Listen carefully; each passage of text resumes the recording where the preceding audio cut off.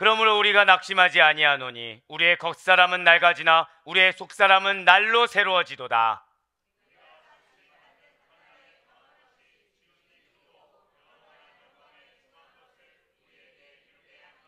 함께요. 우리가 주목하는 것은 보이는 것이 아니요 보이지 않는 것이니 보이는 것은 잠깐이요 보이지 않는 것은 영원함이라. 아멘. 할렐루야. 네, 주님께서 너무나도 사랑하시는 우리 아데포이 교회의 모든 성도 여러분들 주님의 환영 축복합니다. 어때, 지난 주간 잘 지내셨습니까? 스스로도 난 거짓말을 하고 있구나 라는 생각을 지금 가진 얼굴 표정을 보이시고 계시는데, 한 주간 어떻게 지내셨든지 간에 주님과 동행하시는 여러분들이야말로 가장 잘 지내는 분들이라고 말씀을 드릴 수가 있을 거예요. 자, 그런 여러분들 정말로 너무나도 잘 나오셨습니다. 그래서 우리 저 옆에 있는 분들한테, 그리고 특별히 오늘 같은 경우는 이제 또 마음에 우리 왜 병원에서 이제 20일부터 항암 치료를 하시는 우리 권사님을 두고서, 그 다음에 우리 또 지금 출산한 지 얼마 안 되는 또 두 가정 있잖아요. 그 두 가정 두고서, 그리고 지방 출장 가 계신 분들을 두고서 같이 축복하는 마음으로 정말 잘 나오셨습니다. 네. 자, 한 번 더 인사하실 때 소망이 있습니다. 자, 이제 저 보시고서요, 크게 한번 우리 선포합시다. 예수님만이 소망입니다. 아멘. 네, 그렇습니다. 예수님만이 소망이에요. 그렇다고 한다면 여러분들 혹시 소망이 있으십니까? 네, 또 이제 예수님만이 소망이라고 했으니까 아멘이라고 하고서 예수님만이 소망이라고 하실 것 같은데, 혹시 그러면 여러분들 솔직하게 소망이 있습니까? 라고 물었을 때 여러분들 마음 가운데 있는 소망이 과연 뭐가 있습니까?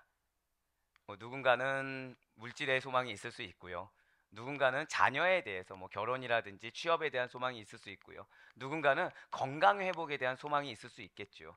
누군가는 지금 현재 간구하는 바가 응답되어지는 이런저런 여러 가지의 것들에 포함된 소망이 있을 수도 있을 것입니다. 하지만 믿음이 있는 우리들에게는 예수님이 소망이라는 사실을 정말로 믿으셨으면 좋겠어요. 왜입니까? 왜 예수님이 소망이신 것입니까? 그것은 믿는 여러분과 저에게 예수님만이 가장 좋은 분이십니다. 가장 영원하신 분이십니다. 가장 가치 있는 분이시기 때문이라는 거예요. 그렇기 때문에 저와 여러분의 소망은 내가 알든 모르든, 내가 그것을 체감하든 체감하지 못하든 가장 가치 있는 예수님만이 우리의 영원한 소망이 되셔야 된다는 것이죠. 그리고 이러한 소망은 그리스도인이냐 아니면 내가 세상에 속한 세상 사람이냐에 따라서 너무나도 많이 달라진다는 거예요. 어떻게 다른 것입니까? 세상의 소망은요, 그 성취 여부가 사실은 인간에게 달려 있습니다. 누군가가 그 바람이 이루어지도록 노력이란 걸 해야 된다는 거예요. 또한 환경도 어느 정도 뒷받침돼 줘야 그 소망은 성취된다는 것이죠. 그렇다고 해서 이렇게 사람이 도와주고 사람의 노력이 있고 환경이 받쳐준다고 해서 무조건 세상 소망이라는 것이 반드시 이루어진 것도 아니라는 거예요. 어떤 소망은 생각만 하다가 사라지고 맙니다. 또 어떤 소망은 어제까지만 해도, 아니 오늘까지만 해도 그것이 나에게 소망이 되었는데 내일 되면 갑자기 그것이 언제 소망이었냐는 듯이 바뀔 수도 있어요. 소망이 이루어진 다음은 또 어떻습니까? 감사도 하지만 그 소망이 이루어진 다음에 또 다른 소망이 이렇게 내 뒤를 이어서 다가오곤 한다는 것이죠. 소망하고 소망하며 또 소망합니다. 예, 맞아요. 어쩌면 우리네 인간의 삶이라는 것이 끊임없는 소망 가운데 눌려 사는 삶일 수가 있습니다. 지금 목표하는 바가 이루어진다고 해서 끝나지 않는 소망의 늪 가운데 우리는 어쩌면 빠져 있을 수도 있다는 거죠. 그럼 이것은 정말 여러분들의 소망이 되는 것입니까? 아니면 여러분들을 괴롭히는 것입니까? 이것은 정말 여러분들에게 힘과 원동력이 되는 그런 은혜의 소망이 되는 것입니까? 아니면 여러분들의 삶을 짓누르는 소망이 되는 것입니까? 네, 맞아요. 그러한 소망들에는 참된 만족이 없습니다. 우리로 하여금 열심히 달려가게 한다고 하지만 지치게 돼요. 피곤하게 됩니다. 힘들게 돼요. 낙심하게 돼요. 또 다른 소망을 꿈꾸느라 또 내 마음은 어려워집니다. 그러다 보니까 세상에 속한 사람들이 말하는 소망이라는 것은 세상 종말과 함께, 자, 언제요? 맞아요. 주님께서 다시 오시는 그날, 세상의 종말과 함께 끝이 나버릴 만한 그런 것들이라는 것이죠. 그러나 그리스도인들이 말하는 소망, 믿음이 있는 여러분과 제가 말하는 소망이라는 것은 세상이 갈망하고 기대하는 소망과는 다르다는 거예요. 우리가 말하는 소망은 약속하신 바를 반드시 성취하시는 하나님, 믿으십니까? 그 하나님에 대한 믿음입니다. 그 하나님에 대한 신뢰를 기반으로 한 소망이라는 거예요. 우리의 소망에 하나님에 대한 신뢰가 없다면 그건 소망이라고 할 수가 없어요. 내가 소망을 갖고 있어요. 근데 이 소망이 있는데 자꾸 어떤 영혼에 대한 소망을 뒀다고 생각해 봅시다. 근데 이 영혼에 대해서 바라보면 바라볼수록 실망만 하는 겁니다. 그럼 그 소망은 어떻게 되나요? 포기하십니까? 아니면 그 소망을 변제시키십니까? 그런데 하나님을 믿는다 생각해 보시길 바래요. 한번 절대 선포하실까요? 그 영혼은 하나님이 보내주셨습니다. 아멘? 아시다시피 저는 여러분들의 가족을 두고 기도하고 있어요. 아무도 아멘이라고는 안 하네요. 그냥 믿으세요. 그냥. 네. 가족을 위해서 기도할 때 그 가족의 배경을 보면 기도가 나올까요? 안 나올까요? 나오지 않는다는 거예요. 그 배경을 보고 하나님이 주신 마음에 있는 것을 두고 기도를 하려면 무엇을 바라봐야 되는 것입니까? 저는 하나님 주신 말씀, 하나님 주신 비전.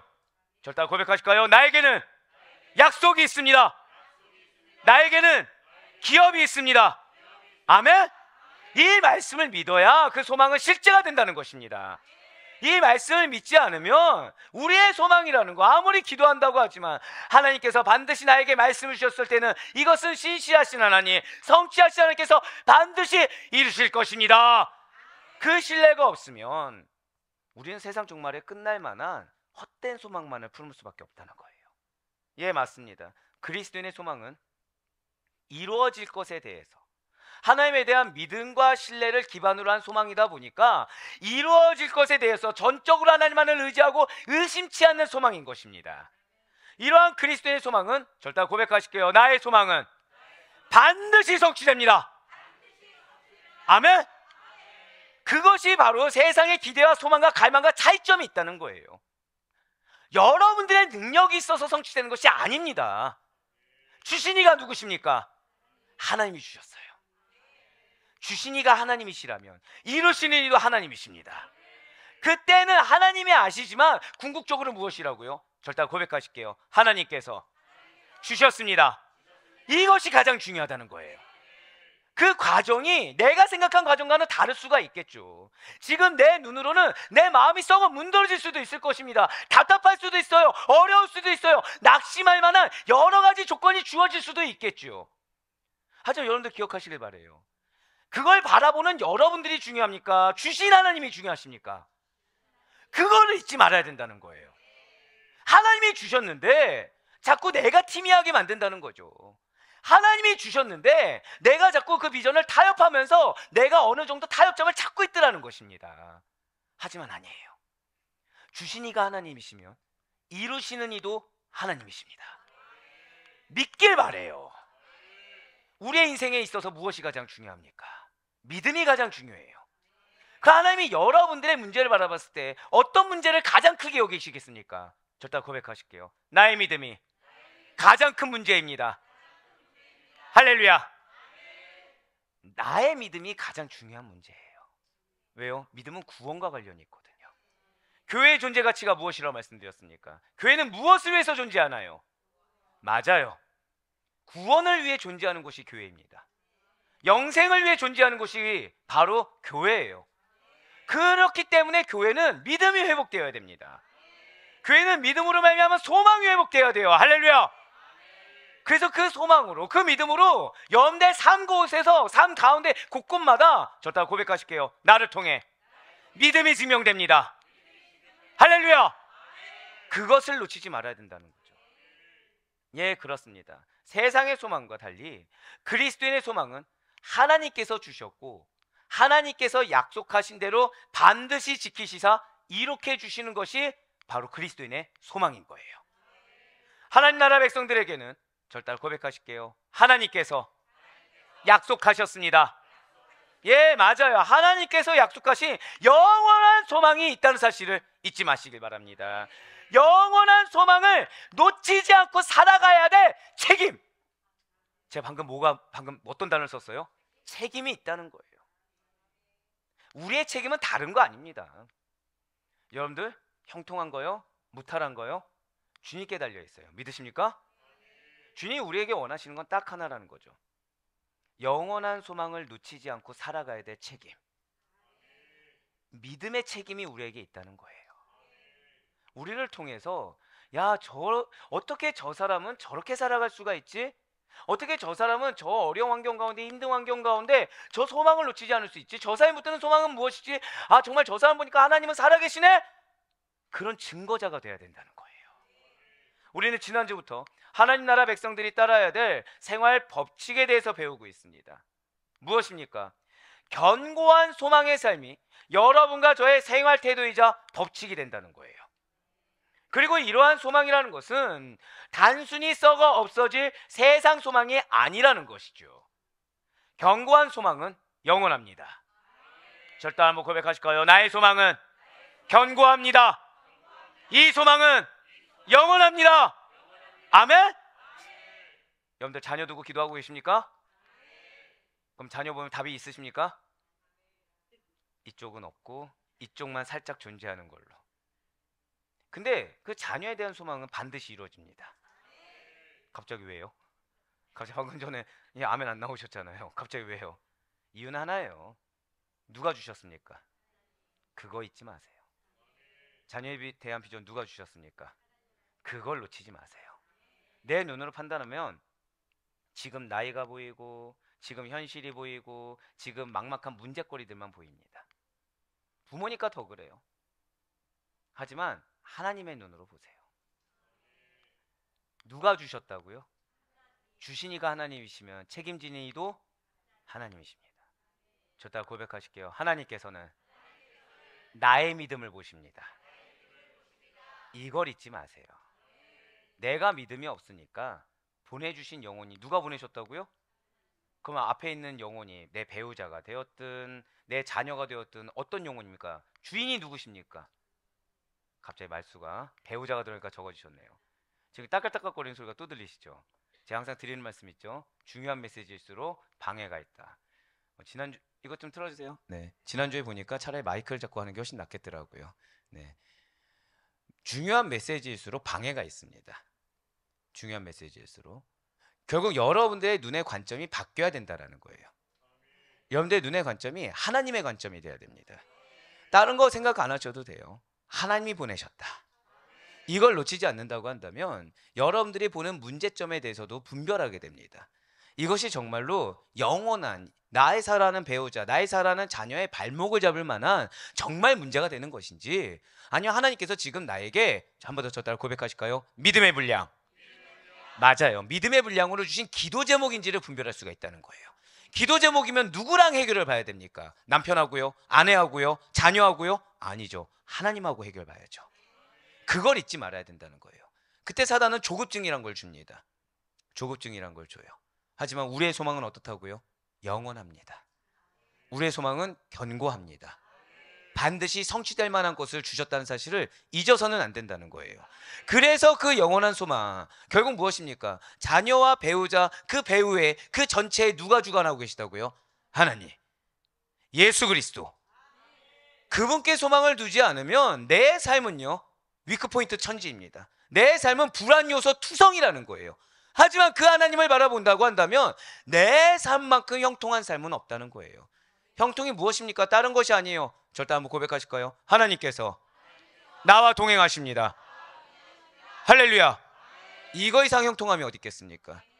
나는 알 수 없는 크고 은밀한 비밀의 길을 나를 인도하시는 하나님께서, 가장 위대하고 전능하신 하나님께서 친히 동행하셔서 나를 인도하시고 견인해 주신다는데 이거만큼 놀라운 은혜의 손길이 어디 있겠습니까? 네, 맞습니다. 이러한 소망은 단순히 썩어 없어질 세상 소망이 아니에요. 왜요? 주신 이가 하나님이시거든요. 영원한 소망을 가진 저와 여러분에게 오늘 하나님께서는 한 번 더 절차 고백하실까요? 소망은 영원합니다. 그렇습니다. 소망은 영원합니다라는 주제로 고린도후서 4장 16절부터 18절까지의 말씀을 허락해 주셨다는 것이죠. 그 가운데 먼저 고린도후서 4장 16절 말씀 다시 한 번 더 보시겠습니다. 그러므로 우리가 낙심하지 아니하노니 우리의 겉사람은 낡아지나 우리의 속사람은 날로 새로워지도다. 아멘. 제가 참 이 부분을 쓰면서 여러분들 앞에 제일 민망했는데, 나는 솔직히 나이가 좀 들었다. 다 안 드셨어요? 아, 제가 우리 정유학 집사님은 제가 인정하겠습니다. 네, 다 안 드셨습니다. 한번 절대 고백하실까요? 나는 청년의 때입니다. 감사합니다. 축복이 있을지어다. 사실은 이제 이렇게 고백은 했지만 나이가 드니까 좀 어떠십니까, 여러분들? 그쵸? 갑자기 안 나오던 한숨들이 나오고 지금 막 갑자기 어디를 붙잡기 시작하고 예, 나이가 들면 우리의 육신에 반응이 온다는 거예요. 반응이 온다는 거예요. 그러면은 이게 이제 비단 저 말고 지금 우리 30대, 20대 이렇게 있는데 20대에서 30대 넘어가니까 좀 어떻든가요? 네, 난가하면은 나예요. 네. 예, 이름 뭐 어떻게 불러드릴까요? 개훈이 형제 어떻게 20대, 30대 넘어갔을 때 어떤가요? 아, 좋나요? 아직 젊은 걸로. 네. 아직 젊은 걸로. 자, 사실은 10대에서 20대 넘어가도 힘들어지고 20대에서 30대 넘어가도 힘들어지고 이제 문제는 30대에서 40대 넘어가면 급격하게 힘들어지고 근데 40대에서 50대 넘어가니까 어떠시든가요? 그쵸, 이제 여기저기 불만이 나오기 시작하죠. 50대에서 60대 넘어가니까 어떻습니까, 우리 집사님? 네, 우리 집사님 아시다시피 항상 긍정적인 말씀하시는 분인데 네, 힘들어요. 그러니까 육신의 반응이 온다는 거죠. 여러 가지가 있을 수 있겠지만 결국에는 사실 신체 기능이 느려집니다. 고장나는 곳이 생겨요. 노화가 시작된 것을 우리가 체감하게 된다는 것이죠. 육신의 장막이 무너지는 것을 느끼게 된다는 것입니다. 사도 바울은 이에 대해서 지금 이렇게 표현을 한 거예요. 우리의 겉사람이 어떻게 된다고요? 낡아진다라고 표현을 한 것입니다. 겉사람이 무엇입니까? 겉사람은 우리의 육체를 일컫는 말이에요. 낡아진다라는 것은 말 그대로 생생하던 육체가 점점 더 약해지고 점점 더 힘을 잃게 되는 것을 말을 하고 있다는 것이죠. 그런데 이것이 이상하거나 특별한 일이 아니라는 거예요. 사람이 태어나 한 번 죽는 것은 정해진 일입니다. 나이가 들에 따라서 육체가 병이 들고 고장나는 것이 한두 곳씩 늘어나는 것 또한 일반적인 현상이라는 거예요. 하나님께서 왜 나이가 들에 따라 육체가 이렇게 점점 더 쇠퇴해가는 것을 느끼게 하는 것입니까? 저 따라 고백하실까요? 준비하라. 준비하라는 거예요. 주님 만날 그날을 준비하라는 것입니다. 더 이상 혈기가 아니라 믿음으로 준비를 하고 있어야 된다는 거예요. 하나님 나라 백성에 걸맞게 준비하라라고 육체의 노화를 체감하게 해주신다는 것이죠. 맞습니다. 이렇게 겉사람이 낡아지는 하나님의 법칙에 대해서, 자, 겉사람이 낡아지는 것이 누구의 법칙이라고요? 맞아요. 하나님께서 만드신 법칙에 대해서 반론을 제기할 분은 아마 없을 거예요.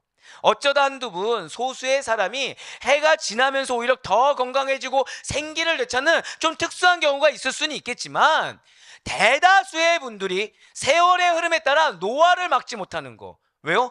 그 노화를 경험함으로 무엇을 알아? 준비하라라는 하나님의 뜻이 있기 때문에 노화를 막지 못하는 것은 사실이라는 것이죠. 네, 그렇습니다. 육체의 낡아짐이라는 것은 인정할 수밖에 없는 여러분과 저의 현실입니다. 살면 살수록 늙어져요. 힘이 빠지는 것을 경험합니다. 그렇게 되면 지금보다 나이가 들면 그러면 무슨 낙으로 살아갑니까? 이제 내가 손주도 보고 손주를 좀 건강히 좀 돌봐줘야 되는데 이거 돌보림조차도 점점 더 없어지는데 더 살아봤자 그럼 소망이란 것이 없고 소망이 그러면 어디 있습니까? 라고 하실 수도 있겠죠. 하지만 우리가 한 가지 잊지 말아야 될 사실이 있다는 거예요. 그것은 우리 인간이 원래 막 소망이 가득 찬 상태였다가 나이가 들면 들수록 점차 소망이 사라지는 것이 아니라는 거예요. 원래 소망이 막 가득 차고 힘이 넘치다가 사라지는 것이 이상한 것이 아니라는 것이죠. 우리는 원래 절대 고백하실까요? 소망이 없던 자들. 맞습니다. 소망이 없던 자들이에요. 그래서 사도 바울이 우리에게 이렇게 선포하고 있습니다. 에베소서 2장 12절의 말씀이에요. 그때 너희는 그리스도 밖에 있었고 이스라엘 나라 밖의 사람이라 약속의 언약들에 대하여는 외인이요 세상에서 소망이 없고 하나님도 없는 자이더니. 아멘. 네, 그렇습니다. 죄된 여러분과 저는 그리스도의 복음으로 구원받기 이전에는 그리스도 안에 들어있는 풍성한 축복 그 밖의 사람들이었다는 것이죠. 그리스도로 말미암아 누릴 수 있는 축복이 우리의 것이 아니었다는 거예요. 그리스도와 멀리 떨어져서 낯선 사람으로 여겨졌습니다. 하나님의 선민 이스라엘이 개 돼지처럼 여겨던 이방인으로서 이스라엘 안으로 들어갈 수가 없던 자들이었어요. 하나님께서 이스라엘 선민에게만 약속하신 축복에 감히 접근조차 할 수 없는 자들이 여러분과 저였다는 것이죠. 구원의 소망, 영생의 소망, 은혜의 소망이 없는 자들로서 마치 세상 사람들이 얘기하는 신에게 버림받은 불경건하고 신을 믿지 않는 자들이 우리의 본질이었다는 것입니다. 그러니 낙심이 당연한 자들이에요. 불운이 당연한 자들이에요. 세상을 살아가면서 낙심한 일들, 실족할 일들이 많다는 것이 당연한 자들이었습니다. 이게 우리의 본질이었다는 거죠. 하지만 오늘 본문 고린도서 4장 16절 말씀을 다시 한번 더 보시길 바랍니다. 복음 안에 약동하는 부활의 생명력이 낙심이 아니라 우리에게 소망을 가져다 준다는 거예요. 그러므로 우리가 낙심하지 아니하노니 우리의 겉사람은 낡아지나 우리의 속사람은 어떻게 된다고요? 날로 새로워지도다. 자, 중요한 게 있죠. 지금 우리의 속사람이 그냥 새로워진다고 하고 있지 않아요. 어떻게요? 날로 새로워지고 계십니까? 날로 막 소망이 넘치시고 힘이 넘치고 계십니까? 이 아멘이 정말이길 바래요. 저는 여러분들의 문제와 기도 제목이 하나님이 날로 새로 부어주시는 은혜보다 크지 않기를 간절히 소망합니다. 많은 그리스도인들이 기도의 무게에 눌려 있습니다. 많은 그리스도인들이 현실의 무게 가운데 하나님과의 믿음 가운데 괴리 가운데 있습니다. 왜일까요? 하나님은 은혜를 안 주시는 분이 아니십니다. 결국 하나님 문제가 아니라는 거죠. 하나님은 우리에게 예비되어 있는 길이 무엇이에요? 날로 새로워지게 해주셨어요. 날로 충만하게 해주셨어요. 근데 우리의 눈이 하늘이 아니라 어디를 보고 있어요? 땅을 보고 있는 거예요. 계속. 말로는 기도 제목이라고 하죠. 말로는 사명이라고 하죠. 말로는 비전이라고 하죠. 근데 사실은 그 말 뒤에 숨어서 결국 누구를 바라보고 있습니까? 나의 연약함, 나의 죄성, 나의 익숙함, 나의 악함을 계속해서 보고 있다는 거예요. 하나님께서 뭐라 말씀하시는지, 하나님께서 무엇을 행하시는지에 대한 관심보다 내가 원하는 거, 내가 해결돼야 되는 거, 내가 바라는 거, 그거를 바라보느라 온전하게 100% 하나님만을 바라보지 못한다는 거죠. 그러다 보니 날로 새롭게 부어주시는 은혜를 경험하기보다는 내가 감당하고 있는 것처럼. 근데 우리가 감당해야 될 것은 딱 하나예요. 영원한 소망을 붙드는 책임. 이거 이상이 없는데 나는 현실의 무게를 내가 감당하고 있더라는 거죠. 진실로 시공간의 한계를 지니고 살아가는 연약한 육체 안에 있는 여러분과 저는 낡아진 육신의 소망이 있는 것이 결코 아닙니다. 낡아진 육신에 속한 것에 소망이 있는 것이 아니라는 거예요. 날로 새로워지는 속사람, 바로 거기에 소망을 두고 살아가는 자들이 여러분과 저라는 사실 잊지 마시길 바라겠습니다. 우리의 속사람은 창조주 하나님의 영상을 회복하게 될 것입니다. 말씀으로 말미암아 성령의 신령한 은혜로 말미암아 여러분과 저의 마음에 하나님을 아는 영광의 빛이 비춰지게 되었다라는 거예요. 그리고 그리스도의 장성한 분량에 이르기까지 절대 고백하실게요. 소망이 가득 찬 삶, 그게 여러분들의 당연한 삶인 것입니다. 사단이 그걸 빼앗아가고 있는 거예요. 지난주에 사단이 여러분들 뭘 빼앗아간다고요? 소망을 뺏어간다고 말씀드렸죠. 왜요? 그래야 여러분들의 삶에 활력이 얻게 됩니다. 그래야 여러분들의 삶에 방향성을, 지표를 놓치게 돼요. 근데 소망이 있으면 달려가는 방향성도 명확합니다.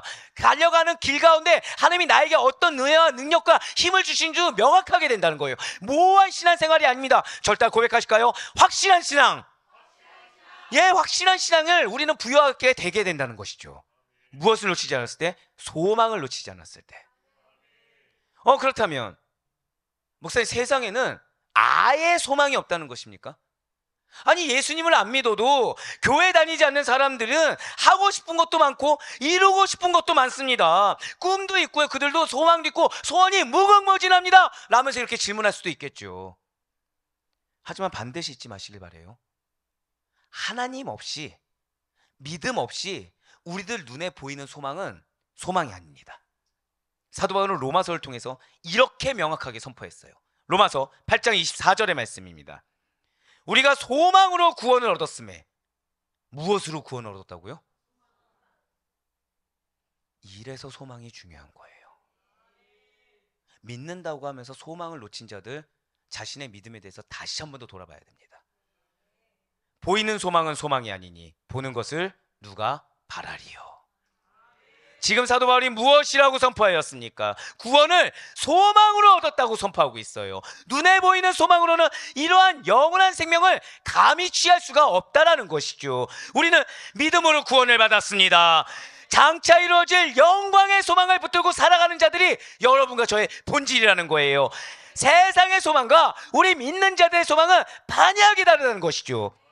우리의 소망은요, 불로 태워도 없어지지 않는, 한 번 더 쳤다 고백하실까요?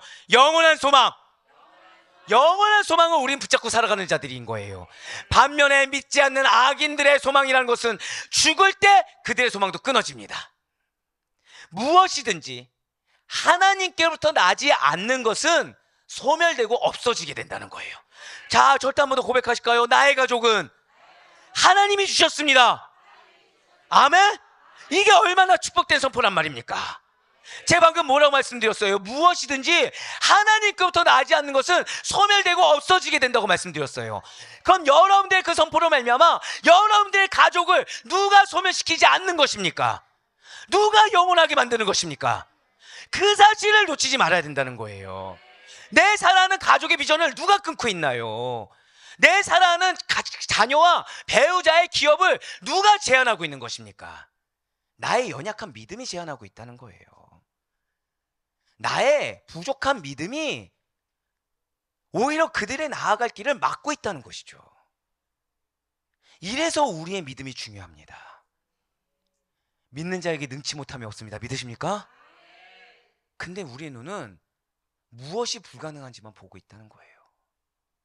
아닙니다. 하나님께로부터 나지 않는 것은 소멸되게 돼요. 없어지게 됩니다. 반대로 영원한 것은 하나님부터 나는 거예요.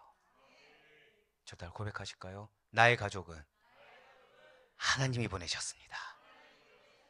이걸 잊지 마시길 바래요. 특히 불의한 것이라고 한다면 종말의 때에 타고 남을 것이 단 하나도 없을 거예요. 그래서 솔로몬은 이렇게 증거하고 있습니다. 잠언 11장 7절의 말씀입니다. 악인은 죽을 때에 그 소망이 끊어지나니 불의의 소망이 없어지느니라. 아멘. 끝까지 믿음을 지키시길 바랍니다.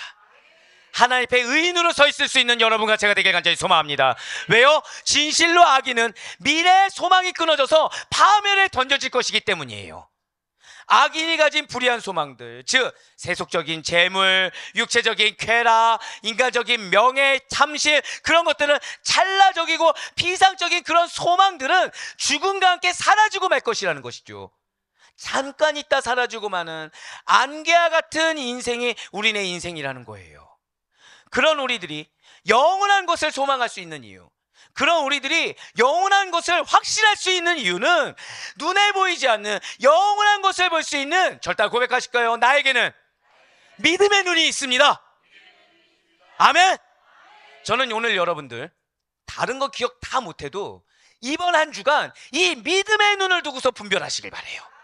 지금 내가 바라보고 판단하는 것이 믿음인지, 아니면 내가 지금 세상적인 판단 가운데 믿음을 끌어당기고 있는지, 지금 내가 문제라고 여기는 것들, 내가 기도하고 있다는 것들은 믿음의 기도인지 소망의 기도인지, 아니면 절망의 기도이고 문제의 기도이고 파멸의 기도인지 분별하시길 바랍니다. 믿음의 눈이에요. 주신 이가 누구시라고요? 하나님. 이루신 이도 누구십니까? 무엇을 통해 이루십니까? 한 번 더 쳤다가 고백하실까요? 나의 믿음. 할렐루야. 이와 관련해서 사도 바울은 오늘 본문을 통해서 이렇게 증거하고 있습니다. 바로 고린도후서 4장 17절의 말씀입니다.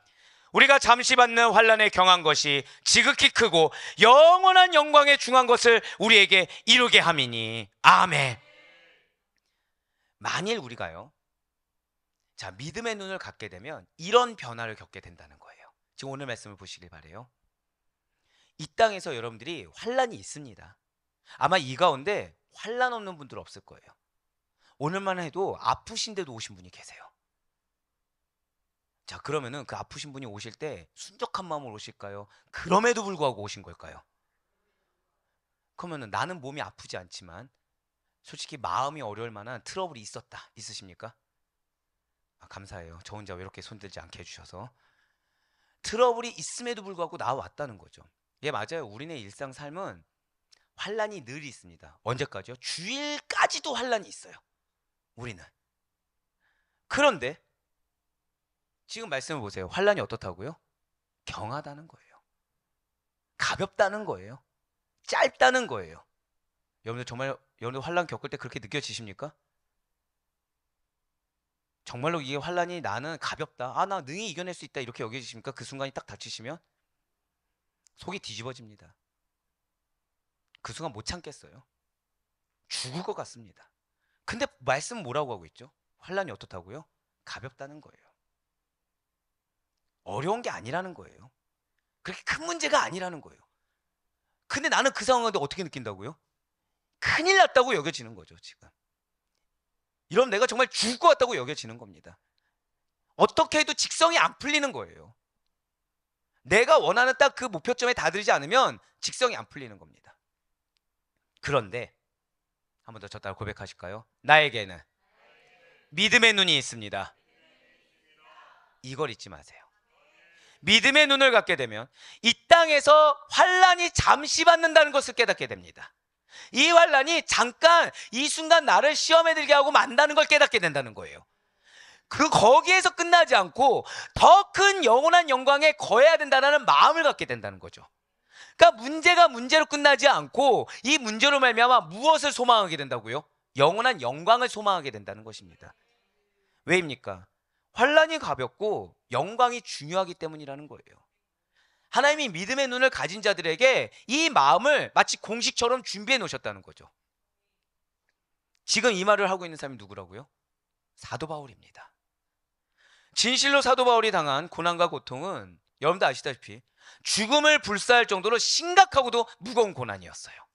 우린 수요 은혜 예배를 통해서 그 고난이라는 게 우리가 알고 있던 고난과는 차원이 다르다는 걸 깨달았습니다. 단순히 채찍 이 정도가 아니었죠. 착고도 어느 정도인지 우리는 알게 되었습니다. 예, 맞아요. 사도 바울이 언제부터 그렇게 됐나요? 주님께 부름받은 순간부터 끊이지 않고 지속해온 고난이었다는 거죠. 그것이 과연 가벼웠겠습니까? 우겨쌈과 답답함과 핍박과 거꾸러뜨림을 당한 사도 바울이라는 거예요. 그런데 중요한 사실이 있어요. 그 고난이 언제부터 시작했다고요? 저 따라 고백하실게요. 부름받은 순간부터. 인간적인 기준에서 한번 생각해 보세요. 아니, 믿는 순간부터 여러분들이 이제 신앙이 결단한 거예요. 지금 여러분들 릴레이 기도하고 계시죠? 자신 있게 안 나오는 거 보니까 금식은 안 하시나 보네요. 네, 뭐 다음 주부터 하시겠죠. 네, 저와 같이 하시리라 믿습니다. 4명 아멘. 네, 시간마다 전화해야지. 자, 근데 중요한 거는 여러분들이 기도를 시작했단 말이죠. 근데 기도를 시작하자마자 환란이 닥치는 거예요. 믿음의 결단을 하자마자 고난이 막 임하기 시작하는 겁니다. 일어나지 않았던 일들까지 막 발생을 하는 거예요. 문제가 곳곳마다 터지기 시작하는 겁니다. 다 누구에게 쏠려 있어요? 나한테 쏠려 있는 거죠. 다 무엇하자마자? 결단하자마자. 이전과 다른 신앙생활을 딱 시작하자마자 이게 하나님께서 나를 도와주실 줄 알았는데 이건 도움이 아니라 마치 날 내몬 것 같은, 그래서 육신적인 건 그러려니 했어요. 이제는 이것만 아니면 된다는 시험거리들이 다가오기 시작합니다. 왜? 여러분들 마지노선이 있잖아요. 이거를 건드리는 시험거리들이 막 생기기 시작하는 거예요. 그러니까 마음을 지키기조차 어려워. 그러니까 이게 이제 어느 순간까지 이게 정말 하나님 부르신 거 맞나? 내가 지금 하나님 원하는 게 아니라 다른 거에서 하나님이 지금 돌이키라고 하는 거 아닌가? 라는 생각이 들 정도로 고난이 닥치기 시작했다는 거죠. 믿는 순간부터, 부름받은 순간부터, 결단하고 행하는 순간부터 고난만 당하게 되니까 이거 정말 맞아? 아니, 어떻게 하나님께서 나를 구원하시고 불러주셨는데 이렇게 고난만 있지? 내가 믿음으로 결단해서 오히려 이전과는 더 열심으로 행하기 시작했는데 어떻게 고난만 이렇게 닥쳐오는 것이지? 라는 의심이 드는 것이 당연할 정도의 고난의 삶이자 사역이 사도 바울이었다는 거예요. 실제로 사도 바울이 당한 고난은 말로 표현할 수 없을 정도로 길고도 크고 중요한 것이 맞다는 거죠. 언제부터요? 부름받은 그 순간부터. 언제까지요? 주님 만나는 그때까지. 말씀에 순종했습니까? 안 했습니까? 우리 사도행전을 통해서 알고 있어요. 아시아로 가고자 했는데 어디로 가라고 했죠? 유럽으로 가라고 했어요. 순종했습니다. 바로 뭐가 기다리고 있었죠? 핍박이 기다리고 있었어요. 배신감이 늘 만한 핍박이 기다리고 있었습니다. 우리 사도행전 강의 통해서 알고 있어요. 가족같이 여겼던 자들이 어떻게 했다고요? 오히려 더 죽이고자 달려들었다는 거예요. 죄송해요. 옆에 있는 분들 보세요. 한번 보세요. 이 사람이 나를 배신하기 시작한 거예요. 갑자기. 언제요? 여러분들 믿음의 결단하니 이미 알고 있습니다라는 표정으로 그러시면 마음이 어려워집니다. 네. 옆에 있는 사람이 내가 희생해오고 섬겼던 그 사람이 배신을 하는 그런 상황. 언제요? 순종했더니. 의심하겠습니까? 안 하겠습니까? 의심하겠죠. 원래 아시아로 가는 게 맞지 않았을까? 라는 의심이 들 법한 상황들이 언제까지요? 죽을 때까지 있었다는 거예요. 예, 맞습니다. 그런데 사도 바울은 뭐라고 고백하고 있어요? 그게 경하대요. 그게 가볍다는 겁니다. 어떻게 그럴 수가 있을까요? 자, 절대 한번 더 크게 고백하실게요. 나에게 믿음의 눈을 주셨습니다. 할렐루야. 그 믿음의 눈으로 말미암아 사도 바울은 내가 당하는 환난에 비해서 영광의 풍성함이 그런 것들보다 더 크고 더 영원하다는 것을 한 번 더 줬다 고백하실까요? 체감하였다. 체감했다는 거예요. 현재 여러분들이 제대로 믿기 시작하면서 현재 여러분들이 결단하면서 당하게 되는 여러 가지 환난, 여러 가지 어려움보다 여러분들이 받게 될 예비된 영광, 예비된 은혜가 더 크고 영원하다는 이 은혜의 진리를 믿으며 나아갈 수 있는 여러분과 제가 되길 간절히 소망합니다. 그러므로 우리가 당하는 고난을 뛰어넘고도 남을, 아니 압도할 만한 그 영광만을 바라보시며 믿음의 굳건히 서 있어야 된다는 거예요. 여러분들의 입술에서 빼야 되는 것이 연약해서요. 내가 아직 부족해서요. 내가 죽어야죠. 이거 뭐예요? 이미 안 죽었다는 얘기거든요. 이미 안 죽고 뭐 한 거예요? 사고 친 거예요, 이미. 또 그렇게 고백하시면 우리 양권사님 또 사고 치셨나 보다 우리가 다 오해하잖아요. 감사해요. 제가 사랑한다 그랬잖아요. 저 솔직히 여러분들 중직자인데 이 메시지 딱 들을 때 그치 내가 사고 쳤어 이럴 수 있으세요? 아니요, 없어요. 대단한 믿음인 겁니다. 맞아요. 우리 입술에 말로는 믿음 있는 척 하지만 사실은 어떻게 살고 있어요? 영광 못 보고 있습니다. 죄송하지만. 믿음의 눈으로 본 게 아니라 지나고 나서 깨닫고서 그제서야 내가 붙잡은 척을 하는 거예요. 그럼 똑같은 상황이 임하면 어떻게 되십니까, 여러분들? 극복하십니까? 또 넘어지십니까? 네? 예, 감사해요. 너무 순적하신데. 또 넘어집니다. 또 넘어져요. 이유가 왜라고요? 믿음의 눈이 전부가 아니기 때문이에요. 한번 겪었으면, 그래서 하나님이 또 기회를 주셨으면 여기에 대해서 나를 옹호할 생각할 것이 아니라 믿음으로 나의 영적 상태를 분별하고 그 가운데 소망을 붙들어야 되는데, 제가 지금 방금 뭐라 말씀드렸어요? 소망을 붙들어야 되는데 나한테 매여 있다는 거죠. 지금 소망을 영원한 것을 보지 못하는 겁니다. 왜요? 내 마음을 어렵게 했거든요. 이미 그 상황, 그 사람이 내 마음을 어렵게 했거든요. 근데 어려움의 근거가 왜 있다고요? 하나님이 보내셨다는 걸 인정하지 않다 보니까 그걸 놓치고 있으니까 이거는 하나님의 도구가 되는 것이 아니라, 은혜의 도구가 되는 것이 아니라 나를 시험하는 대상으로 전락해버린 거예요. 은혜가 어떻게 됐다고요? 시험으로 내가 바꿔버렸다는 것이죠. 그러면서 나는 이 시험에 대해서 어떻게 대처합니까? 이미 시험이 돼버렸으니까 믿음으로 대처한다는 것 자체가 내 의가 돼버리는 거예요.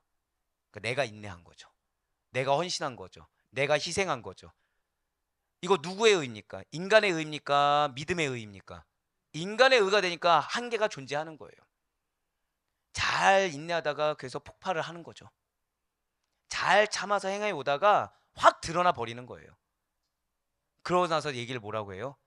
내가 아직 믿음이 부족해서, 내가 아직 안 죽어서. 그래서 그 다음 되면 또 어떻게 돼요? 메비우스티처럼 계속 반복해서 한 번 더 쳤다가 고백하실까요? 나에게 믿음의 눈을 주셨습니다. 그 사실을 정말 믿고 믿음으로 나를 먼저 분별할 수 있는 우리가 되길 간절히 소망합니다. 나에게 주신 환경을 하나님께서 보내주셨다는 신본주의적인 관점으로 바라볼 수 있는 여러분과 제가 되길 바라요. 그렇지 않으면 여러분들에게 영원한 소망이 있다는 것을 믿지 못하게 됩니다. 그렇지 않으면 여러분들의 놓인 그 문제나 상황이 사실은 문제나 상황이 아니라 영광의 은혜의 도구라는 사실을 놓치게 된다는 거예요. 맞습니다. 유한한 육체에 갇힌 인간에게서 나오는 소망이라는 것, 분별이라는 것은 다 썩어질 것이에요. 우리가 바라는 현실의 문제에 대한 해결이나 그 소망이나 바람이라는 것은 진정한 소망이 아니라는 것이죠. 진정한 소망은 오직 하나님께로부터 나옵니다. 믿으십니까? 분명 하나님께서는 우리와 달리 소망하실 이유가 없어요. 왜입니까? 이루고자 하시는 것이 있으면 굳이 소망하지 않는다고 하더라도 다 이루실 수 있는 전능자가 우리 하나님이십니다. 믿으십니까? 그래서 다윗은 이러한 소망의 근원에 대해서 이렇게 고백하고 있어요. 시편 62편 5절의 말씀입니다. 나의 영혼아 잠잠히 하나님만 바라라. 무릇 나의 소망이 그로부터 나오는도다. 지금 다윗이 62편을 기록했을 때 배경이 어땠을 것 같습니까? 막 형통했을까요? 너무 좋아서 기뻐서 막 찬양 올릴 만한 상황입니까? 아니에요. 고난. 근데 그때 뭐 하라고요? 지금 내 영혼에게 뭐라고 선포합니까? 그냥 하나님 바라는 거 아니죠. 잠잠히 나 드러내지 말라는 거예요. 다윗은 마음에 불안감이 있을까요, 없을까요? 있으니까 이거를 표출하지 말고 뭐만 하라? 하나님만 바라라는 거예요. 왜죠? 소망이 누구부터 나오니까? 할렐루야. 우리가 어떠한 환경에서도, 어떠한 낙심에서도, 어떠한 어려움에서도 우리 영혼이 잠잠히, 우리 영혼이 드러내지 않고, 우리 영혼이 인내하며 오직 하나님만 바라봐야 하는 이유, 하나님 자체가 소망의 근원이기 때문이라는 사실을 믿으시길 바라요. 내 마음의 갈망이 소망이 아닙니다. 하나님이 소망 그 자체예요. 그래서 앞서 말씀드렸죠. 여러분과 하나님이 동행하심이 형통입니다. 이렇게 하나님만을 바라는 자들에게 그 자들에게 영원한 소망이 있다는 거예요. 앞 옆에 있는 배우자가 내 속을 썩여도, 자녀가 내 속을 썩여도, 환경이 내 속을 썩여도, 물질이 내 마음을 어렵게 해도 하나님만을 바라는 자들이 그 가운데 놓인 하나님의 뜻을 알게 하고, 그 가운데 필요를 채우시는 하나님을 발견하게 하며, 그 가운데 내가 궁극적으로 무엇을 추구해야 하는지 깨닫게 하신다는 거죠. 영원한 소망이 있습니다. 영생의 소망이 있습니다. 천국 소망이 있는 것입니다. 진실로 여러분과 저는 구원을 받았습니다. 우리는 영생을 얻었습니다. 우리는 천국을 가게 되는 것입니다. 할렐루야. 아니 어떻게 아멘이라고 나오세요? 어떻게 우리가 아멘이라고 고백할 수 있는 거죠?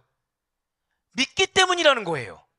이 가운데 내가 구원받았다는 거 의심할 자들이 있습니까? 여러분들 여기 왜 나오셨죠? 구원받았으니까 나온 거예요. 정확히 말씀드릴까요? 구원의 완성을 위해서 우리가 온 거죠. 저 천성까지 끝까지 믿음의 승리를 거두기 위해서 여기 나오신 거 아니겠습니까? 교회 왜 다니시죠? 구별되기 위해서예요. 하나님의 뜻을 분별하기 위해서예요. 이 땅 가운데 있으면 내가 큰일 나게 생겼거든요. 그래서 교회에 와서 구원에 대해서, 영생에 대해서 회복을 해야 되거든요. 놓쳤던 믿음의 길을 다시 한 번 더 걸어갈 수 있는 십자가의 도가 회복돼야 되거든요. 이거 믿으십니까? 그렇습니다. 마찬가지예요. 구원에 대한 소망은, 저 다 고백하실게요. 나에게 약속을 주셨습니다. 그 약속을 믿는 자들에게 주어지는 거예요. 피조물에 대한 자신의 목적을 이루기 위해서 창조주 하나님께서는 여전히 일하고 계십니다. 여전히 불순종하고 있어요. 여전히 예수 그리스도의 손에 못을 받고 있어요. 여전히 말씀대로 살기보다는 예수님을 부인하는 삶을 살고 있어요. 그럼에도 불구하고 여러분과 저를 하나님께서 택하셨습니다. 그 택하신 당신의 종들을 부르시사 이방인들에게 구원에 대한 소망을 전파하게 하십니다. 누구에게요? 여러분과 저를 통해 누가 구원의 소망을 듣게 된다고요? 이방인이. 혹시 여러분들의 가족 가운데 믿음이 연약한 자가 있습니까? 감사하세요. 아, 하나님이 나에게 그들로 하여금 구원의 소망을 맛보게 하는구나. 하나님이 나로 말미암아 나는 정말 믿음이 연약하고 나 하나 건사하기 힘든데 나로 인해 한 가족이 구원받게 하시는구나. 할렐루야. 그럴 만한 능력과 자격이 없는 자를 불러주셨다는 게 감사해요. 근데 우리는 뭐라 생각하죠? 아, 왜 내 자녀는 잘 믿지 않아? 왜 내 배우자는 믿지 않아? 나만 홀로 외롭게 신앙생활해? 이거 누구 중심입니까? 내 중심이에요. 그럼 내 중심이면 나는 신본주의입니까? 인본주의입니까? 인본주의로 살아가고 있죠. 그 하나님 여러분들의 삶 가운데 뭐만 주시는 거예요? 믿음이 회복될 만한, 신본주의적 관점이 회복될 만한 기도 제목만 계속 주시는 거예요. 한 영혼이 구원받으면 천국에서 잔치가 열립니다. 믿으십니까? 그럼 여러분들 가정 가운데 믿음이 연약한 자가 있어요. 그러면 지금 뭐가 예비된 거예요? 절대 고백하실게요. 천국 잔치가 예비되어 있습니다. 아멘? 이게 믿음의 눈의 관점이에요. 이걸 놓쳤을 때 내 가족들의 믿음의 연약함이나 없음만 보입니다. 이걸 놓쳤을 때 내 집에 뭐가 부족하고 뭐가 위크 포인트인지 그것만 보이게 됩니다. 하지만 믿음의 눈이 있었을 때는 하나님께서 날 위해 무엇을 예비하셨고 하나님께서 나에게 어떤 사명을 주셨으며 그 가운데 나를 통해 어떻게 역사하실 것에 대한 확신과 기대가 있게 된다는 거예요. 이 확신과 기대가 여러분의 것임을 의심치 마시길 바라겠습니다. 한 번 더 고백할까요? 나에게 믿음의 눈을 주셨습니다. 할렐루야. 반면에 하나님이 없는 자들은 내세의 약속도 없습니다. 소망의 눈도 없어요. 부르심의 소망도 없다는 것이죠. 바로 에베소서 1장 18절의 말씀입니다. 너희 마음의 눈을 밝히사 그의 부르심의 소망이 무엇이며 성도 안에서 그 기업의 영광의 풍성함이 무엇이며. 아멘. 진실로 여러분과 저는 믿음으로 말미암아 영적인 눈을 밝히 비추임을 받을 때라야 우리가 궁극적으로 무엇을 위해 부르심을 받았는지, 어떠한 소망을 품어야 하는지를 알 수가 있다는 거예요. 지금 우리에게 어떤 영광의 풍성함이 있다고 말씀드렸죠? 한 번 더 저 따라 고백하실게요. 나에게 기업이 있습니다. 아멘. 근데 그 기업이 어떻다고요? 영광의 풍성함입니다. 제가 때로 그럴 때가 있어요. 여러분들이 가진 것은 정말 얼마 없는데 큰 비전을 품게 하실 때가 있습니다. 정말 축복이 임할지어다. 그러면은 제가 그 비전을 공유합니다. 믿을까요? 안 믿을까요? 여러분들 안 믿어요. 왜 안 믿죠? 거꾸로 말씀드릴까요? 남도 믿음으로 받았는데, 자, 지금 제가 근거가 없는데 저에 대한 큰 비전을 받은 겁니까? 아니면 여러분들에 대한 큰 비전을 받은 겁니까? 그럼 누가 더 믿어야 되죠? 근데 제가 선포하는데 여러분들 믿으세요, 안 믿으세요? 이제서야? 네.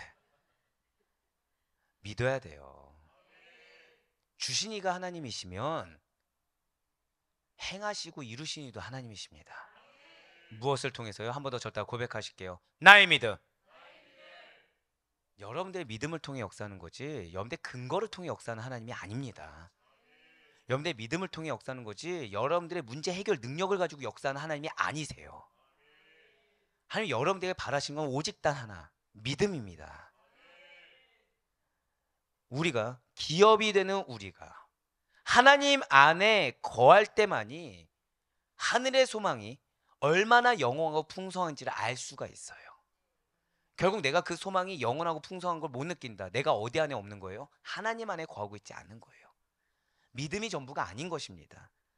부르심의 소망을 받은 자들에게는 풍성한 소망이 넘칩니다. 그 소망이 끊어지지를 않게 된다는 거예요. 그래서 솔로몬은 제발 여러분들이 이 말씀을 믿고 간구하라고, 믿음의 눈으로 간구하라고 이 말씀을 여러분과 저에게 주셨어요. 우리 잠언 23장 18절 말씀, 나의 약속의 말씀을 알고 크게 고백하시겠습니다. 시작. 정령이 내 장래가 있겠고 내 소망이 끊어지지 아니하리라. 할렐루야. 이러한 솔로몬의 선포를 제발 흔들림 없이 믿으시길 바래요. 우리 믿는 자들의 소망은 끊어지지 않고 반드시 이루어질 것을 믿으시길 바라겠습니다. 그냥 내 마음의 위로만 주려고 주신 소망의 약속이 아니라는 거예요. 진실로 하나님께서는 당신만을 경외하고 말씀을 지켜 행하는 자들에게 상급과 형통함이라는 걸 선물로 주십니다. 그렇기 때문에 믿음으로 말미암아 약속을 받은 여러분과 저들은 하나님께로부터 온 소망만을 붙들고 살아가는 거지 문제를 붙들고 살아가는 자들이 아니라는 거예요. 한번 저 따라 고백하실까요? 소망을 붙들고 문제를 내려놓으라. 믿음의 눈이 있는 자들이 이걸 기억한다는 거예요. 내 문제보다 더 큰 하나님의 영원한 소망, 이걸 붙드는 자들이 믿음이 있는 자들이지 문제에 매여가지고 정작 소망을 놓치는 자들이 믿음이 있는 자들이 아니라는 것이죠. 그리고 하나님께서는 우리 믿는 그리스도인들의 소망, 정확히는 저를 따라 고백하실게요. 나의 소망. 여러분들 각자 개인의 소망이 끊어지지 않고 계속 이어지기를 원하신다는 거예요. 왜죠? 여기에서 전 얼마나 감사한지 몰라요. 여러분들 대해서 끝나지가 않습니다. 저를 따라 고백하실까요? 나에게 자녀의 축복, 후대의 축복을 주셨습니다. 보세요. 제가 할렐루야 아멘 하지 않아도 여러분 벌써 뭐가 나와요? 아멘이 나오시죠. 믿으세요. 내가 믿음이 없는데 하나님 무엇을 통해 역사하십니까? 하나님 우리 뭐 바라시죠? 우리에게 여러분들 바라신 게 무엇이었습니까? 여러분들 영생 오는 데 있어 하나님이 조건 뭐 거셨습니까? 오직 하나 거셨어요. 오직 믿음입니다. 누구 믿으라고요? 하나님 믿으라고. 누구 믿으라고요? 예수 그리스도 믿으라고. 뭐 믿으라고요? 복음 믿으라고 하셨지 내 생각 믿으라고 하지 않으셨어요. 내 판단 믿으라고 하지 않으셨어요. 여러분들의 문제가, 너희들의 문제가 구원에 방해가 된다 기록되어 있습니까? 안 되어 있습니까? 안 돼 있어요. 믿음이 이기리라. 보지 않고 믿는 자가 정말 복된 자라고 하셨습니다. 여러분들 눈에 근거가 안 보이는 거 당연해요. 성경이 말씀하셨잖아요. 결국 그것은 거꾸로 얘기할까요? 참된 복된 자를 위해서 증거를 보이지 않겠다고 하신 겁니다. 그럼 여러분들에는 증거가 보이지 않는다. 그럼 그 얘기는 무엇이죠? 여러분들 앞에 예비된 확실한 은혜의 결과가 있다는 것입니다. 이게 믿음의 눈이에요. 진실로 하나님께서는 소망이 계속 이어지는 비결을 다른 것으로 가능하게 하지 않으셨습니다. 한 번 더 저 따라 고백하실까요? 성령의 능력.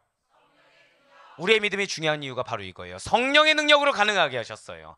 진실로 성령님께서는 소망이 넘치게 하시는 능력이 있으십니다. 성령의 능력 중에 하나가 무엇이라고요? 소망이 넘치게 하시는 능력. 내 능력으로 소망이 넘치는 게 아니에요. 그냥 하나님의 이적이 발휘돼서 소망이 넘치는 게 아닙니다. 성령님을 믿는 믿음, 성령님의 음성에 순종하는 믿음. 여러분들 우리 성전 이전 두고 왜 기도하는지 아십니까? 내 입술에 막 권세 때문에 아니에요. 여러분들 기도할 때 누구 의지하십니까? 누구 통해 기도하시죠? 예수 그리스도를 통해 성령님을 의지합니다. 우리는 성령님의 음성 따라 나아가죠. 제발 먼저 우리 성도들이 친밀해지라는 거예요. 성령님과 친밀해지라는 겁니다.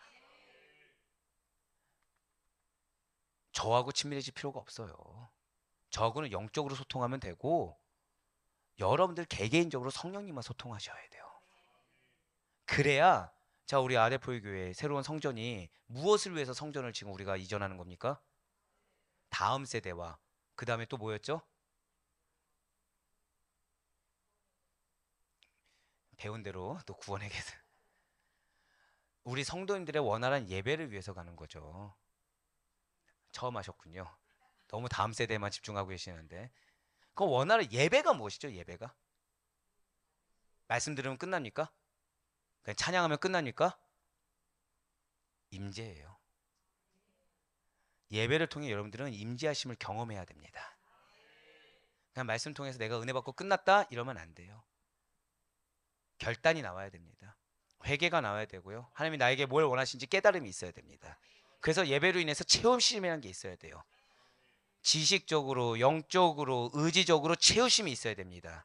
저 따라 고백하실게요. 예배를 통해 지정의를 체험받겠습니다. 아멘? 이게 미션이에요. 그렇지 않고서 내가 지정의 체험을 못 받았는데 어떻게 세상에 영적 전쟁에 허다한 세상에서 승리할 수가 있겠습니까? 맞습니다. 성령님께서는 그래서 여러분들 삶 가운데 소망이 그래서 넘치게 하세요.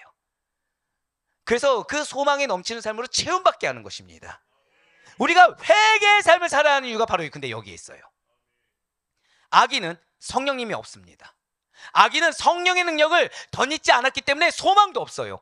소망이 넘칠 이유도 없고 그 가능성도 전무합니다. 아예 제로예요. 그래서 사도 바울은 성령님을 소유한 여러분과 저에게 이렇게 권면하고 있습니다. 로마서 15장 13절의 말씀입니다. 소망의 하나님이 모든 기쁨과 평강을 믿음 안에서 너에게 충만하게 하사, 자, 마지막 빨간색 글씨 한번 우리 같이 읽을까요? 시작. 성령의 능력으로 소망이 넘치게 하시기를 원하노라. 할렐루야. 이제 저한테 목사님 금식 좀 그만하세요를 그만 말씀하세요. 왠지 아세요? 제 금식 왜 하죠? 저도 충만해야 되잖아요. 아, 2명만. 네. 제가 충만해야 예배 가운데 지적인 설교하고 끝나지 않습니다. 성령의 기름 부으심이 내려지길 간절히 소망합니다. 그 성령의 눈으로 여러분들에게 무엇을 주는 거예요? 예배를 통해 소망이 넘치게 하는 거예요. 할렐루야. 예배를 통해 여러분들의 소망이 회복되길 간절히 소망합니다. 진실로 하나보다 더 큰 하늘의 영광을 소망하는 삶을 살기 위해서는 믿는 자들에게 주어지는 기쁨과 평강, 성령의 임재하심 가운데 주어질 수 있는 기쁨과 평강이 반드시 있어야 된다는 거예요. 만약에 예수 그리스도를 믿는다고 하면서 하늘로부터 내려오는 기쁨, 하늘로부터 줄 수 있는 그 평강을 맛보지 못하고 살아가는 자들에게는 험난한 환경이라는 것이, 고난이라는 것이 시험이요 여러분들을 미혹하는 유혹이 될 것입니다. 사실 맞아요. 거센 핍박과 어려움이 도사리고 있는 이 땅 가운데 살아가면서 신앙을 유지한다? 거의 불가능한 것이 맞습니다. 매번 불어닥치는 인생의 찬바람에 서리가 끼고 우환이 겹칠 때 능히 이겨낼 수가 없겠지요. 하지만 그럼에도 불구하고 그러한 환경에 요동치지 않고 경건하고도 굳건한 신앙생활을 유지하기 위해서는 주님께서 그를 사랑하는 자들에게 주시는 복음의 기쁨, 복음의 평안, 성령의 충만한 임재하심을 붙들어야 된다는 거예요. 나름의 타협안으로 적당하게 세상의 쾌락, 적당하게 세상의 유익, 적당한 생활의 풍족함이 주는 안락함에 빠져 있어서는 안 된다는 것이죠. 영적인 충만함보다 어느 정도 세상에 누리는 것들에 대한 만족을 추구하는 삶을 살아서는 안 된다는 것입니다. 겸하여서 받을 수 있는 능력이 아니라는 거예요. 왜 예배에, 왜 말씀에, 왜 기도에 연약한 종이 승부를 걸겠습니까? 목회자가 승부를 걸지 않는데 성도가 어떻게 승부를 걸까요? 그런데 목회자가 최소한 승부를 걸고서 여기 안에 포커스 맞춰서 진실로 우리가 기도의 응답과 능력을 경험하고 있다고 한다면 그것이 저 사람은 이랬으니까 받았다고 치부해버리지 말고 절대 고백하실까요? 내가 받아야 합니다. 정말 침노하시길 간절히 소망합니다. 진실로 세상이 주는 유익은 참된 소망이 아니에요. 진실로 예수 그리스도를 믿고 새 사람이 된 여러분과 저에게는 세상의 죽은 소망, 악인들이 멸절할 때 사라지는 썩어질 소망이 있는 것이 결코 아닌 것입니다. 절대 고백하실게요. 나의 기도 제목은 영원한 소망입니다. 아멘. 정말 믿으시길 바라요. 그래서 제발 단 한 명의 없이 모두 다 응답받을 수 있길 바랍니다. 여러분들의 기도 제목이 필터링 되길 바라요. 하나님 원하시는 기도 제목 가운데 그 응답의 귀한 결실이 어떤 것인지를 경험하시길 바랍니다. 그것은 우리에게 실제가 될 거예요. 죽은 자 가운데서 부활하신 예수 그리스도에 인해 살아있는 소망, 한번 더 고백하실까요? 나의 소망은 산소망입니다. 산소망을 가진 자들이 바로 저와 여러분인 것입니다. 이것이 우리의 참된 본질임을 베드로는 이렇게 선포하고 있어요. 베드로전서 1장 3절의 말씀입니다. 우리 주 예수 그리스도의 아버지 하나님을 찬송하리로다. 그의 많으신 긍휼대로 예수 그리스도를 죽은 자 가운데서 부활하게 하심으로 말미암아 우리를 거듭나게 하사 산 소망이 있게 하시며, 거듭나게 한 순간 우리에게 산 소망을 주셨어요. 진실로 예수 그리스도만이 믿는 자들의 산 소망이 되어주십니다. 용광로 같은 시련과 불같은 고난의 한복판에 살아가고 있는 이 땅의 많은 죄인들은 낙후된 현실, 쇠퇴된 기능을 가진 육신을 바라보며 별 소망 없이 별다른 기대 없이 살아가요. 하지만 하나님께서는 이런 우리들의 불쌍한 처지를 긍휼히 여기사 참 소망 되시는 예수 그리스도를 보내주셨어요. 그리고 예수 그리스도의 십자가와 부활 사건은, 그 복음은 죄인들의 몸에 끈질기게 붙어서 산 소망과는 거리가 먼 죽은 소망만을 붙여 부여잡고 살게 하는 상황과 현실 가운데 그것은 헛된 이미지고 우리에게 리얼은 활력과 밝은 소망임을 깨닫게 하셨습니다. 그렇습니다. 부활의 십자가는 밝고 좋은 빛을 바라보고 기대하게 합니다. 박해와 공포, 두려움 대신에 저를 한 번 더 고백하실까요? 하나님께서 함께 하십니다. 새하늘과 새 땅을 소망하며 그리스도의 재림을 간절하게 사모하게 한다는 거예요. 그렇습니다. 우리가 바라는 것이 있다고 한다면 그 소망이 바라는 그곳에 당도할 힘이 필요하지 않겠습니까? 즉 여러분들의 소망이 있다고 한다면 그 소망을 이룰 힘이 필요하지 않겠습니까? 우리가 바라는 것이 천국 소망이고 산 소망이라고 한다면, 그것을 주신 이가 하나님이시라고 한다면 그곳에 당도할 힘과 능력은, 맞아요, 저를 따라 선포하시겠습니다. 오직 예수 그리스도께로부터, 그분께로부터 부여받을 수 있다는 사실을 기억하시길 바라요. 진실로 산 소망은 우리들의 시선을 하나님께로 돌리게 합니다. 거듭남을 통해 모든 가치관이 변화된 자들만이 보이지 않는 영원함을 바라볼 수가 있어요. 산 소망이 있는 자들은 예수 그리스도를 믿는 믿음으로 가능한 천국의 삶을 가늠해 볼 수 있으며, 이 말이 뭐죠? 여러분의 삶 가운데 천국의 삶을 경험하게 해주시겠다는 거예요. 할렐루야. 보이지 않는 영원함이 주는 가치와 의미를 그래서 깨달을 수가 있다는 거죠. 그리고 그런 여러분들 통해 여러분들의 가족부터 여러분들의 붙여준 지체들이 천국의 삶이 이거구나, 이게 이 세상에서 경험할 수 있는 은혜의 삶이 게 바로 이런 거구나. 누굴 통해서요? 나를 통해 깨닫게 된다는 거예요. 그래서 사도 바울이 이렇게 고백하고 있는 겁니다. 오늘 보면 마지막 절 한번 보도록 하시겠습니다. 우리가 주목하는 것은 보이는 것이 아니요 보이지 않는 것이니 보이는 것은 잠깐이요 보이지 않는 것은 영원함이라. 아멘. 육체가 지닌 부패함 속에 잠식되어 있는 여러분과 제가 아니길 간절히 소망합니다. 스스로 잠식되어 있는지조차 모르고 옛것에 휘둘리는 안타까운 영혼이 우리가 아니길 소망합니다. 진실로 저와 여러분은 세상을 창조하고 사람을 변화시키며 개혁해 나갈 말씀의 능력과 신령한 은혜 가운데 살아가는 자들이에요. 우리는 하나님을 아는 영광의 빛을 이미 받은 자들입니다. 그러므로 그 빛이 여러분들의 마음을 비추이게 된다고 한다면 환난에도 고난에도 역경에도 굴복하지 않을 수가 있어요. 오히려 그 어떤 공격과 유혹에도 불구하고 꺾이지 않는 그 밝은 빛으로 말미암아 우리 모든 그리스도인의 삶이라는 것은 오늘보다 내일이 더, 내일보다 모레가 더 밝고 영원하게 됨을 확신하시길 바라겠습니다. 그래서 우리는 더 이상 눈에 보이는 것에 주목하는 자들이 아니에요. 내가 체감하는 감각에 주목하는 자들이 결코 아닙니다. 잠깐 보이다마는 일시적이고 유한하며 한계가 명백한 세상에 휘둘리는 자들이 아니라는 거예요. 우리는 보이지 않는 영원함을 가장 중요한 가치로 알고 살아가는 진정한 그리스도인입니다. 그러한 삶의 열매를 늘 하나님 앞에서 증거하면서 살아가는 자들이 바로 여러분과 저라는 거예요. 하나님 나라에 살고자 하는 자들, 하나님 나라에 당도하고자 하는 자들, 이 땅에서 하나님 나라를 조금이라도 경험하며 살아가는 자들은 영원함을 가장 중요한 가치로 알고 살아가야 된다는 것이죠. 진실로 하나님 나라의 생활 법칙은 잘 기억하셔야 됩니다. 영원한 소망의 닻을 내리고 사는 삶이에요. 즉 여러분들의 중심축이 무엇이라고요? 영원한 소망이 돼야 돼요. 환경이 여러분들의 닻이 아닙니다. 영원한 소망이 닻이에요. 주신 이가 누구시다? 하나님이시며 이루신 이도 하나님이시다. 그 과정 가운데 여러분들의 무엇을 보신다? 믿음의 눈을 보신다. 할렐루야. 그러니 사랑 우리 성도 여러분들, 자꾸만 마음이 갈팡질팡하십니까? 더 힘들거나 더 고통 가운데 이제 더 이상 있기 싫고 현재에 안주하면서 그냥 이 정도면 괜찮지라고 나름 평안하다고 느끼면서 살아가고 싶으십니까? 세상의 가치관과 인본주의가 나를 틈타고 있는 것을 알면서도 어느 정도는 그래 이거 필요하지 라고 여기면서 살아가고 싶으십니까?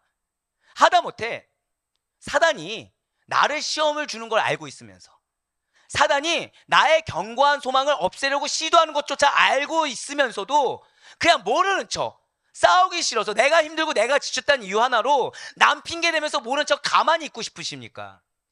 그러면 그럴수록 우리의 소망 대신 예수 그리스도의 명령을 따라 살아갈 수 있는 여러분과 제가 되길 바라요. 왜요? 디모데전서 1장 1절의 말씀이 이렇습니다. 우리 구주 하나님과 우리의 소망이신 그리스도 예수의 명령을 따라 그리스도 예수의 사도된 바울은, 자, 그리스도 예수의 사도로 어떻게 되었다고요? 명령 따라 되었어요. 우리는 바울의 능력을 원합니다. 우린 베드로의 능력을 원해요. 우리 성경의 능력을 원합니다. 그러면 말씀을 따라 사세요. 말씀의 능력이 있습니다. 진실로 하나님 나라 생활 법칙은 하나님 말씀으로 움직이는 나라예요. 여러분들의 가정이 하나님 나라로 화하기를 원한다고 한다면 먼저 말씀을 따라 행하셔야 돼요. 예를 들어 한번 생각해 보시길 바랍니다. 탈북민들이 한국에 와서 그동안 자신들이 북한의 체제가 가르쳐준 자유와 정의란 것이 매우 잘못되었음을 확신하게 되었습니다. 그런데 그들이 만약에 북한 안에만 계속 체류하고 있었다면 과연 어떻게 되겠습니까? 북한 체제 밖의 사람들이 누리고 있는 자유라는 것이 어쩌면 그들에게는 아예 상상조차 할 수 없던가, 아니면 알긴 알아도 막연하게 깨달은 지식에만 머물고 말았을 거예요. 하지만 그 체제를 벗어난 자들은 다르다는 것이죠. 생각과 육체 모두가 완전한 자유 속에 들어와 살게 된다는 거예요. 만약에 북한의 그 체제의 오류에 대해서 모르고 살아가게 된다고 한다면, 아니 안다고 하더라도 그 체제에서 벗어날 방법도 벗어날 의지도 없이 모르고 실천하지 못한다고 한다면 평생을 그것을 전부로 알고 살다가 불행한 상태에서 죽음을 맞이하게 될 거예요. 탈북했다고 하면서 북한의 체제를 그대로 답습하는 행동을 한다고 한다면 굳이 탈북할 이유가 또 무엇이 있겠습니까? 그럴 거면 그냥 거기 남아있지. 우리가 이와 같다는 거예요. 여러분과 저는 죄된 세상에 속한 자들이 아니라 탈북한 것처럼 자유인이 되었습니다. 하나님 나라의 백성이 되었습니다. 그러면 이전과는 다른 삶이 당연하다는 거예요. 하나님 나라가 있다는 것을 알고 이미 어느 정도 경험하고 사는 자들이 여러분과 저라는 것이죠. 아는 이상, 경험한 이상 그 하나님 나라가 반드시 가야 하는 곳이지, 힘들다고 가기 어렵다고 포기하거나 멈춰 있어도 되는 나라가 아니라는 것입니다. 그리고 이러한 하나님 나라의 비밀을 우리 주님께서는 믿는 자들에게는 감추지 아니하시고 다 말씀해 주셨어요. 그래서 우리는 그 약속의 말씀을 따라, 하나님께서 여러분들에게 믿음으로 승리하라고 주신 그 약속의 말씀을 따라 하나님 나라에서 영원히 살고자 하는 소망을 품고 살아가게 되었고, 그 소망을 견고하게 하는 도구가 교회인 거예요. 그 소망이 무엇이죠? 여러분들의 현실의 고난, 어려움, 질고를 이겨낼 산소망입니다. 영광의 소망이에요. 영원하고도 견고한 소망인 것입니다. 사도 바울이 골로새 1장 27절 말씀을 통해서 이 사실을 말을 해주고 있어요. 하나님이 그들로 하여금 이 비밀의 영광이 이방인 가운데 얼마나 풍성한지를 알게 하려 하심이라. 이 비밀은 너희 안에 계신 그리스도시니 곧 영광의 소망이니라. 그렇습니다. 여러분들 안에 계시는 예수 그리스도께서는 살아있는 소망 자체이자 우리의 영원한 영광의 소망이 되십니다. 예수님을 알기 전에 이방인이었던 우리는 이 비밀의 영광을 알고 난 뒤에 소망이 없는 삶 속에서 메마르고 강팍했던 심령이 물된 동산과 같이 기쁨으로 가득 차게 되었다는 거예요.